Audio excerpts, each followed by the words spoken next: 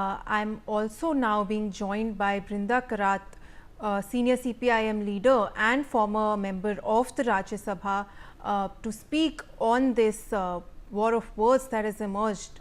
Ma'am, firstly, of course, I would like to ask you, what is your memory of June 26th, 1975?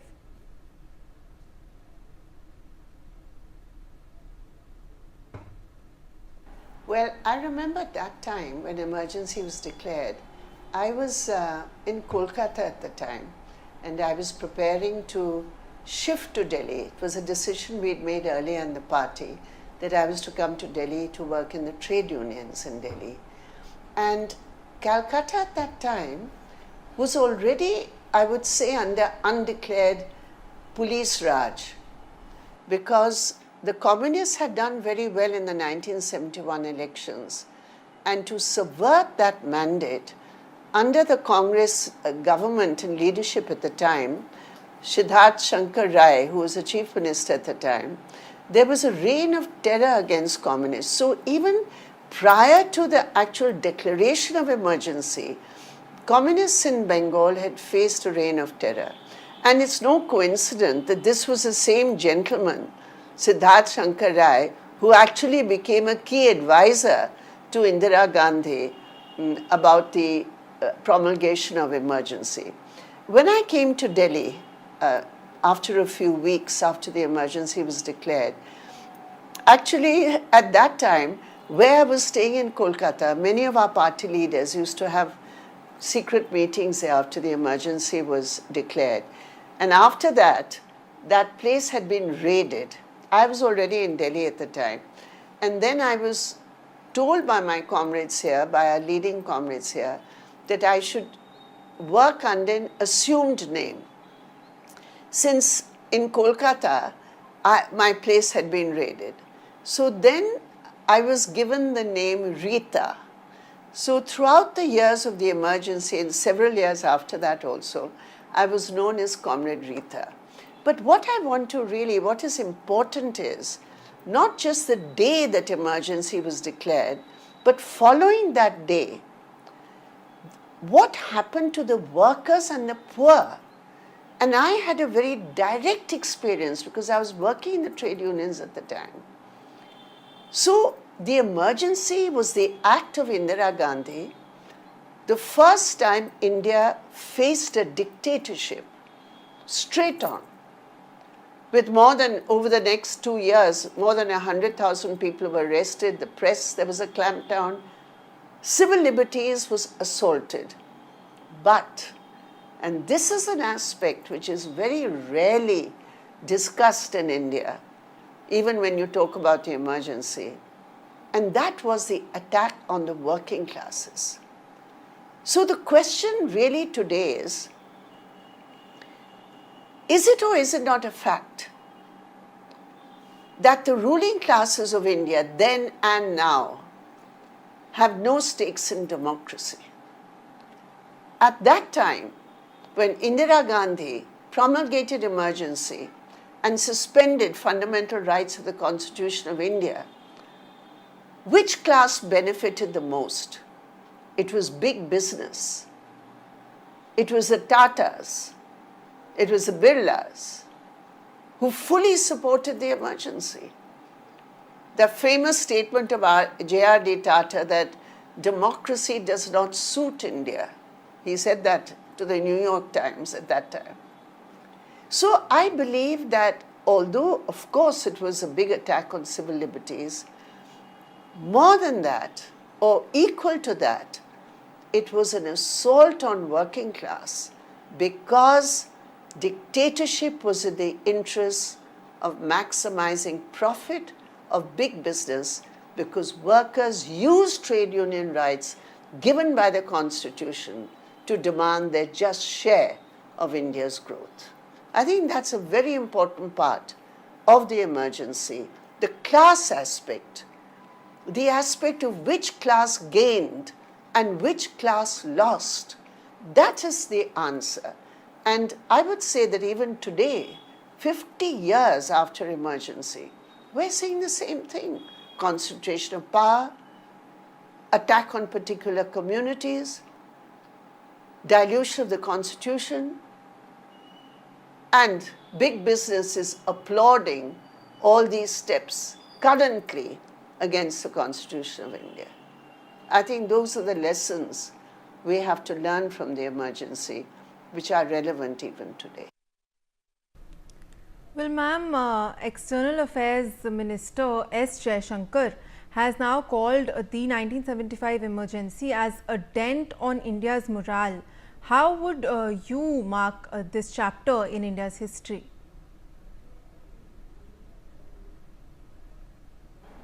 Emergency was, as I said, it was the first experience of direct dictatorship in India. As far as morale is concerned and Mr. Jaishankar's statement is concerned, I would say that within 2 years, India recovered. India recovered from that blow against democracy. Right now, we have 10 years and more of Modi ji's rule, and I can tell you, the injuries being inflicted on the Constitution of India are much deeper, the wounds are much deeper, the impact is much deeper than what India faced in 2 years. India recovered after 2 years. India's people united to fight it. But today, unfortunately, the tools and instruments which are being used to divide India by those who have come to power in the name of the Constitution, certainly that is a matter of deep concern for all of us. Well, ma'am, the next thing that I would like to ask you, of course, was what was the sentiment of the left parties in 1975 during this time?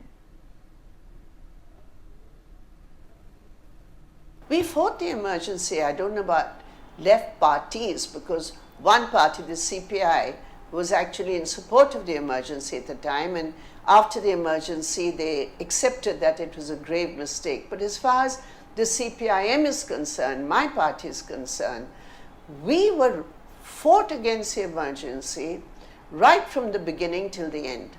Unlike the RSS and their leaders, their Sar Sanchalak was Sri Devras at that time, and all his letters to Indira ji, they are public documents in which he says that he would like to cooperate with her, in which the RSS would like to cooperate, how he praised the first speech she made, saying it was a very balanced speech, and how they wanted to have meetings with her. So all through, the RSS actually was trying to compromise with it, because basically the fight for democracy is a fight by the left and by the communists who refuse to compromise at any step and at any stage. Well, ma'am, I would also like to get your perspective on whether the emergency was an attempt to alter the constitution, or was it a temporary measure? Well, certainly it was a temporary measure only because the people refused to accept it and they fought against it. As far as the rulers are concerned, they would have thought that this is something which, otherwise why would they change the constitution?